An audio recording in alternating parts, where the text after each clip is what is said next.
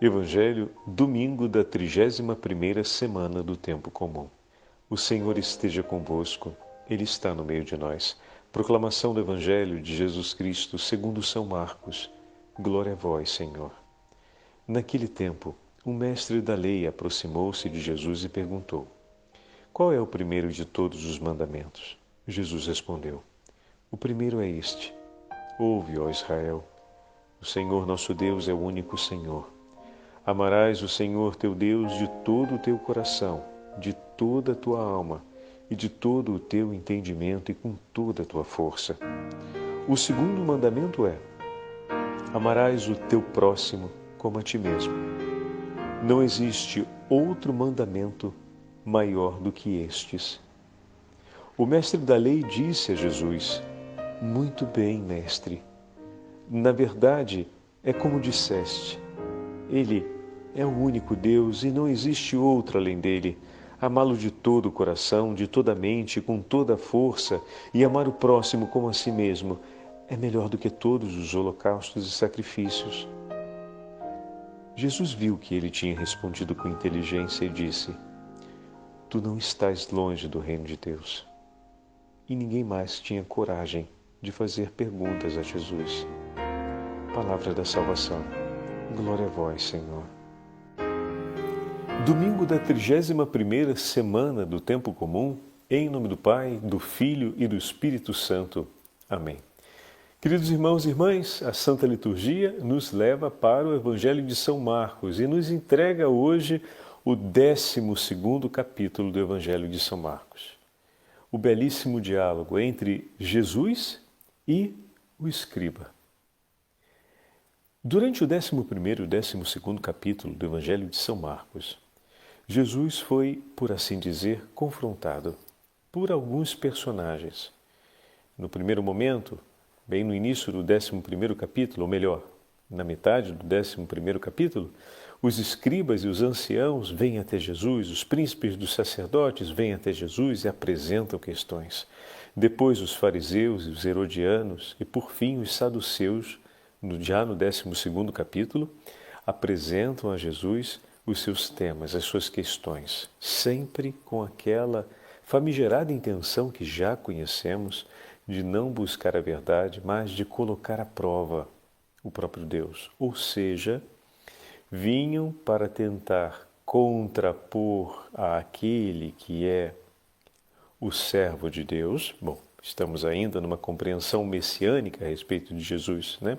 Então, não apenas colocam à prova a messianidade do Senhor, se é Ele realmente o Messias ou se é Ele um dos nossos profetas de Israel que deveria vir. Por quê? Os sinais, como já falamos, os sinais cumpridos por Jesus, os atos realizados por Ele, para todos esses personagens era categoricamente claro que só poderiam ser realizados por alguém que tivesse sobre si ao menos a autoridade do próprio Deus.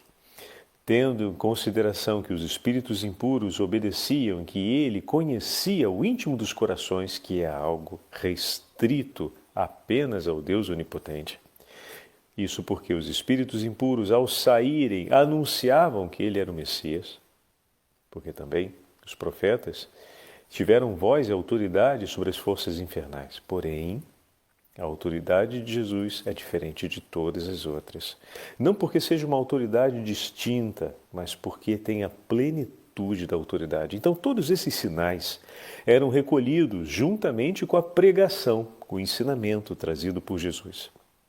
E todos esses personagens se apresentam ciclicamente diante do Senhor para questionar, ou seja, para pôr à prova a sua messianidade. O que significa dizer que nenhum desses testemunhos era suficiente para levar o coração deles a acolher e a aderir ao anúncio evangélico. Entretanto, a liturgia de hoje nos apresenta um escriba, um mestre da lei, um douto a quem foi confiado, dentre outras coisas, o zelo pela tradição de Israel e o ensinamento a respeito das leis e das tradições. Ele se apresenta diante de Jesus, mas não se apresenta como os outros. E aqui tem essa grande particularidade. Qual, Padre? A atenção e o carinho com a qual Jesus o instrui. O Evangelho de hoje é uma catequese aberta. Mas, Padre, qual o ensinamento de Jesus não tem valor catequético? Todos tiveram valor catequético, é verdade, você tem razão. Porém, esse de maneira particular, nós temos Jesus realizando um ato catequético, por assim dizer, àqueles que foram os homens abençoados por Deus e investidos de autoridade segundo a tradição de Israel para ensinar em nome de Deus. Olha que bonito. Aquele servo escolhido e abençoado por Deus para transmitir o ensinamento da verdade, agora recebe a didascalia, recebe a formação, recebe a instrução do próprio Senhor. O Senhor que através dos meios da tradição de Israel, ou seja, através de todo o caminho da história da salvação, transmitiu por meio daqueles que foram autorizados a esse homem a formação e ao mesmo tempo investiu de autoridade, agora o próprio Deus confirma isso. Como assim, Padre? Quando Jesus faz a formação catequética, quando o Senhor, por assim dizer, o instrui em pessoa. Olha que bonito. Ele que tinha sido investido para conduzir o povo na direção de Deus, agora o próprio Deus em pessoa o instrui. O próprio Filho de Deus o instrui. Lhe transmite do íntimo do seu coração as verdades do reino dos céus. E qual é a coisa bonita dessa, qual é a passagem tão bonita dessa imagem? Ele acolhe. Como é edificante ver um homem que foi escolhido por Deus, abençoado e que recebeu os dons para ensinar ao povo o caminho até Deus, com humildade e submissão, colocar-se diante do Senhor da glória para receber dos seus próprios lábios a instrução de vida. Isso confirma para a gente aquilo que acompanhamos em Lucas. Não pode ser o discípulo no mundo fermento para transformar a massa, sem que o Evangelho seja, por primeiro, sobre a massa que é a sua vida, ou seja, sobre a farinha que é a sua vida, fermento que a transforme. Como o Senhor, meu irmão, minha irmã, como o Senhor gosta de encontrar ouvidos e corações abertos para Ele, especialmente da parte daqueles que Ele próprio escolheu para serem os arautos do seu Evangelho. Como agrada e conforta o coração de Deus encontrar os homens e as mulheres que Ele mesmo separou para si, ungiu e consagrou e enviou para anunciar a Boa Nova e para cuidar do povo de Deus, para instruir o caminho do Senhor, especialmente os sacerdotes.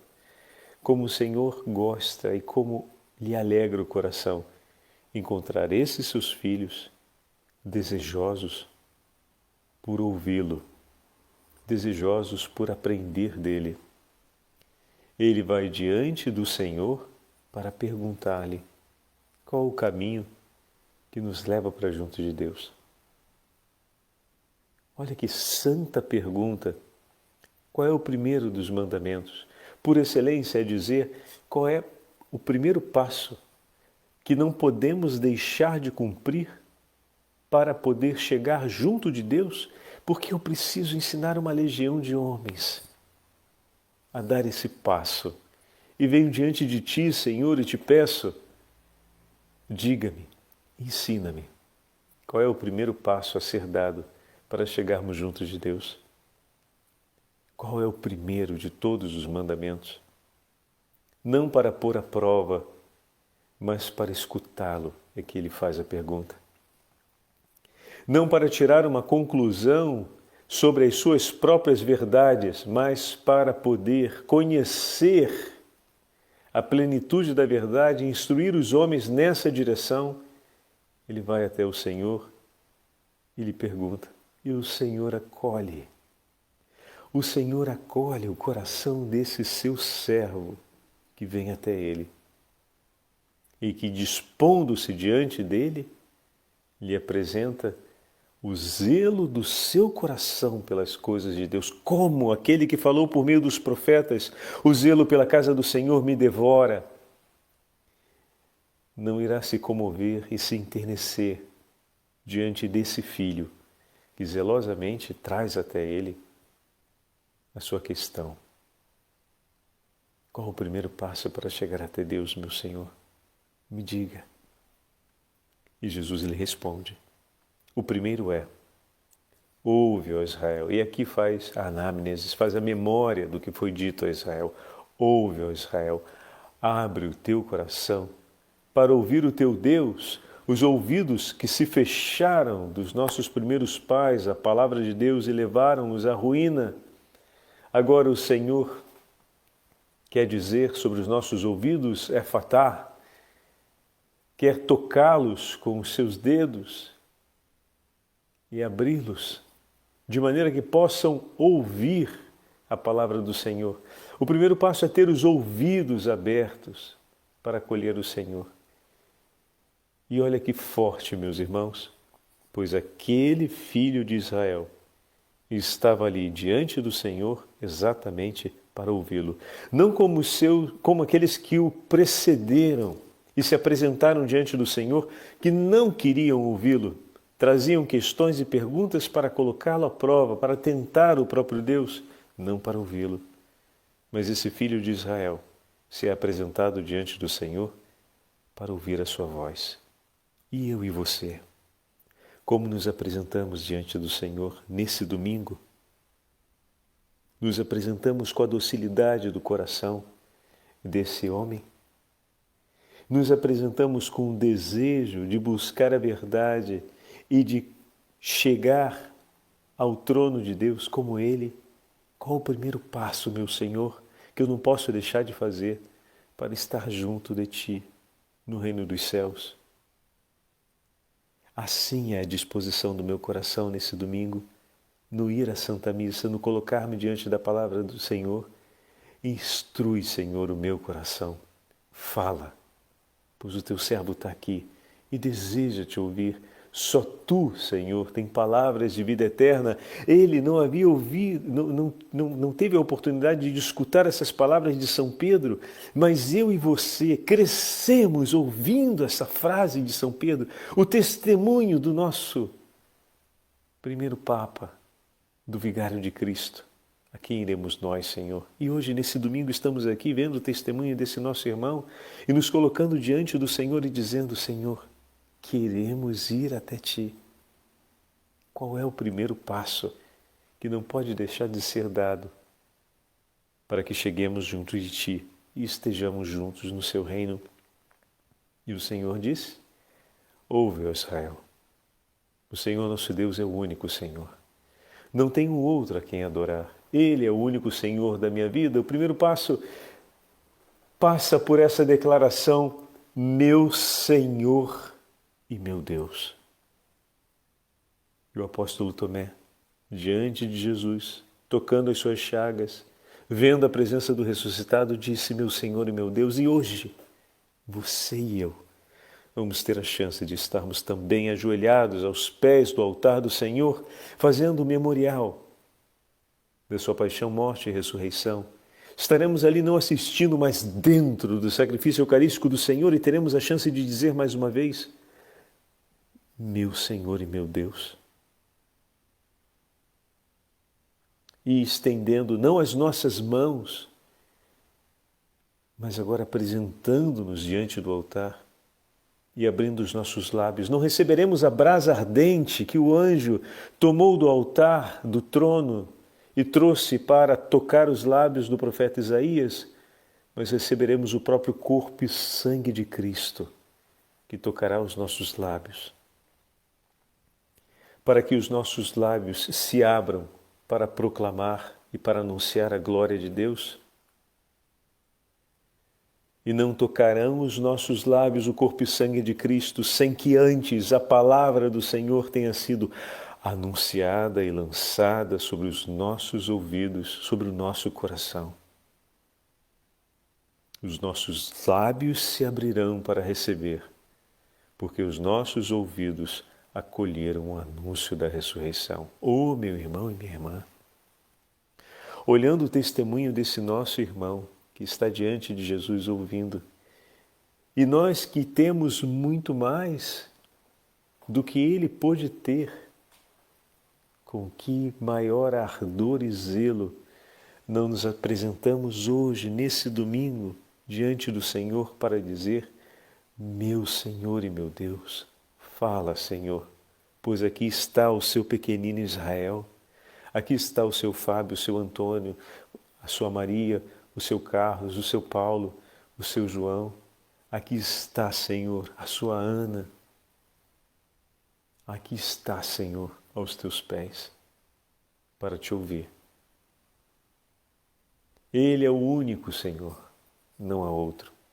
E amarás o Senhor teu Deus de todo o teu coração, de toda a tua alma, de todo o teu entendimento e com toda a tua força. É um gradual da entrega total. A dinâmica do próprio livro do Deuteronômio, porque essa é a sentença recolhida do Deuteronômio, a próxima sentença será recolhida do livro de Levíticos, é um gradual de todo o teu coração, com as tuas decisões, com o lugar onde Deus se revela, a sua alma, com todo o seu entendimento, com toda a sua inteligência e, por fim, com toda a sua força, com todo o ímpeto da sua humanidade, e, em uma palavra poética, com todo o teu ser, com tudo aquilo que tu és.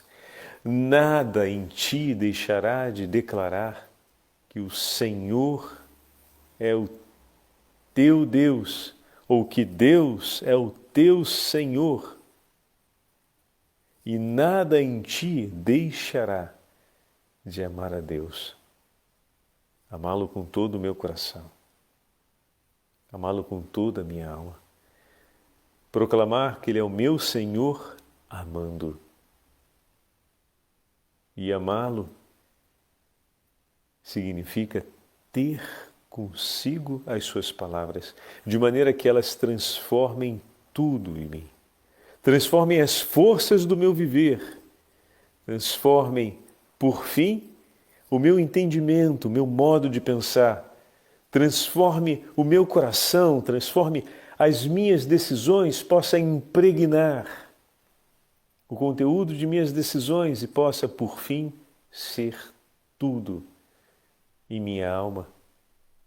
E, enfim, o meu repouso. Deus basta. Vai dizer São Paulo, vai dizer Santa Madre Teresa d'Ávila, basta, Senhor, a tua graça, e basta isso. Basta a tua presença, Senhor. E, de fato, basta uma única palavra. E o Senhor se faz presente a cada palavra. Agora a gente olha para o que nós vamos dizer daqui a pouco. Senhor, eu não sou digno de que entreis em minha morada, mas dizer uma só palavra e serei salvo. Basta uma palavra, mas quando a palavra do nosso Senhor não foi sua presença ardente no meio de nós? Ele que é o Verbo que se fez carne e habitou no meio de nós. Cada vez que a palavra do Senhor é proclamada na Assembleia Litúrgica, Cristo está no meio de nós. Cada vez que acolhemos a sua palavra, Ele, o Pai, vem em nós, faz a sua morada. Edifica o lugar do seu repouso.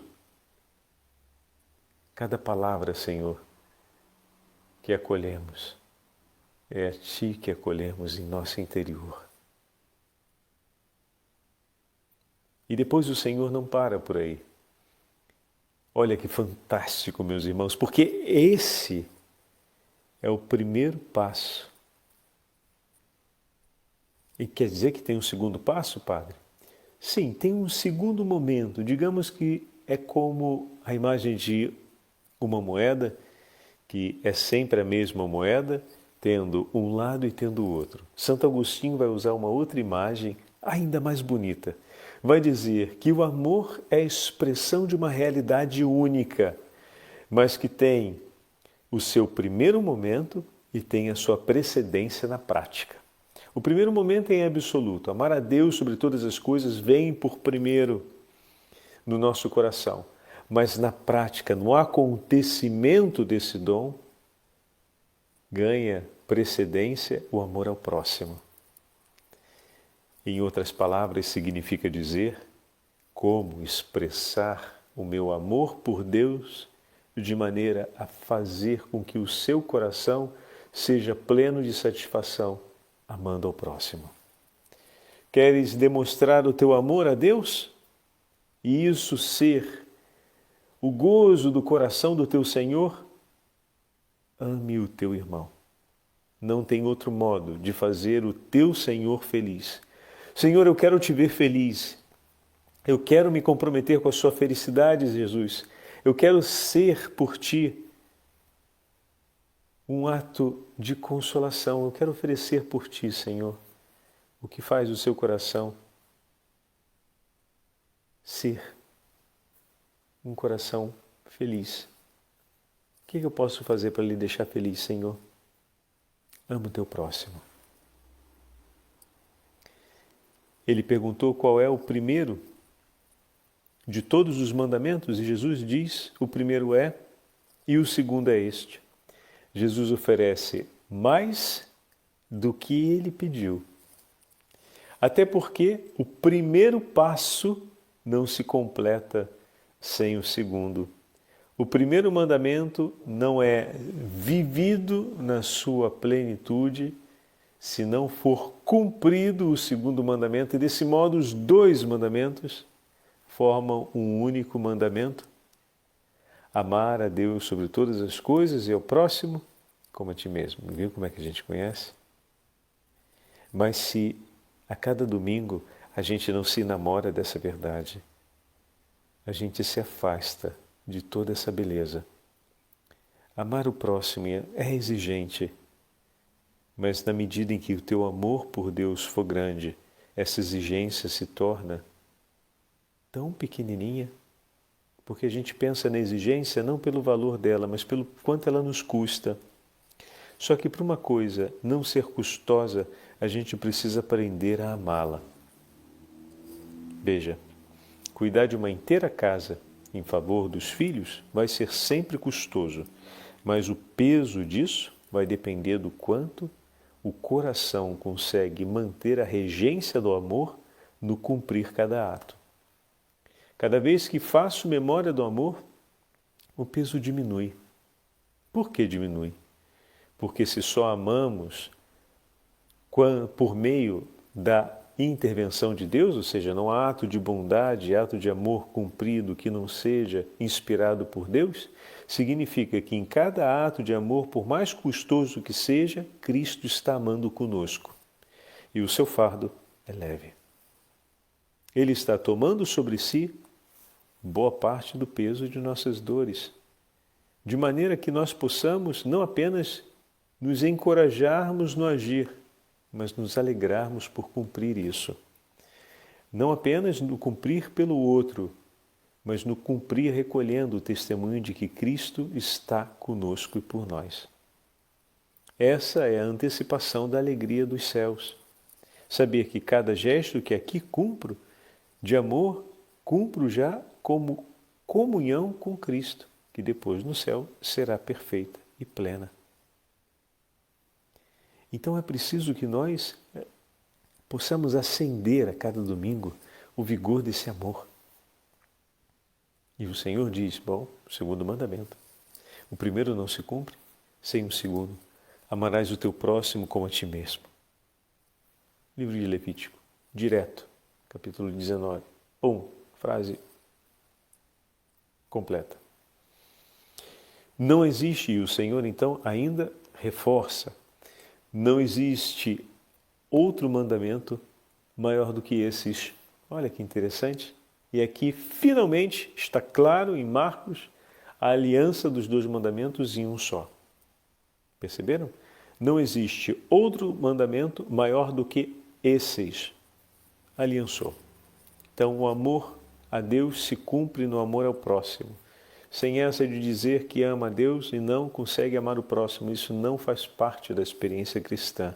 Se acontece, ainda estamos em um caminho de imperfeição, é preciso pedirmos ao Senhor a ajuda. E, meu irmão, se o Senhor te mandou amar o próximo, Ele tem todos os dons e graças necessários para que você consiga. Sem essa de dizer que a dificuldade te impede e a gente para por aí. É hora, se a dificuldade está batendo a porta, de pedir o socorro de Deus. Porque é possível sim. Ele nos assegurou uma promessa de possibilidade. Cabe a gente suar. A gente sua para emagrecer, a gente sua para cumprir a dieta, a gente sua para ganhar o dinheiro, para pagar as contas. Por que a gente não pode suar um pouco mais?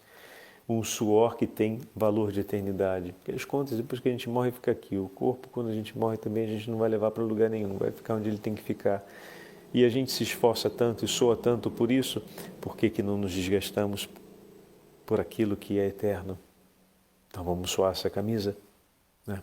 Vamos suar a camisa da alma, vamos dizer assim, né? Vamos lá? Vamos pedir ao Senhor? Não vamos nos contentar em dizer que está difícil, que tem a sua exigência, mas vamos pedir o socorro do Senhor para realmente cumprirmos aquilo dali. O socorro de consolação nós já pedimos com muita frequência e o Senhor é generoso, mas agora a gente precisa daquele socorro em favor do heroísmo. O Senhor consola os seus filhos para que eles ofereçam um sacrifício de amor. Então falta a segunda parte da história. O Senhor já nos deu as consolações, é hora de nós oferecermos por Ele o quê? O sacrifício de amor. Vamos lá que dá. O Senhor é por nós e dispôs tudo em nosso favor. Temos a igreja, temos a comunhão dos santos, temos a intercessão de todos os santos, temos a Beatíssima Virgem Maria que intercede por nós para que a gente consiga suar essa camisa do sacrifício, do amor ao próximo.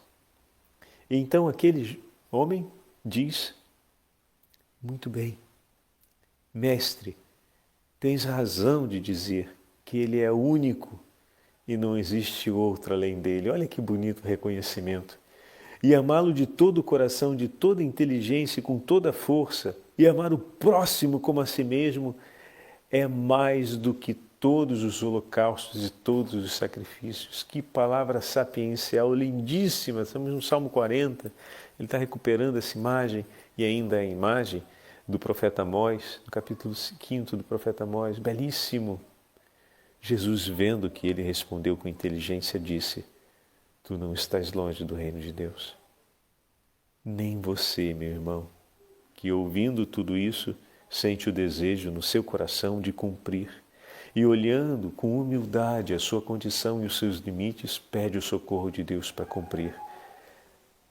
Em nome do Senhor eu te digo, tu também não estás longe do reino de Deus. Permitamos que o Senhor nos leve juntos para lá e que lá possamos permanecer com Ele por toda a eternidade. O Senhor esteja convosco, Ele está no meio de nós. Pela intercessão da Santa Mãe de Deus e dos santos apóstolos do Senhor, abençoe-vos o Deus Todo-Poderoso, Pai, Filho e Espírito Santo. Amém.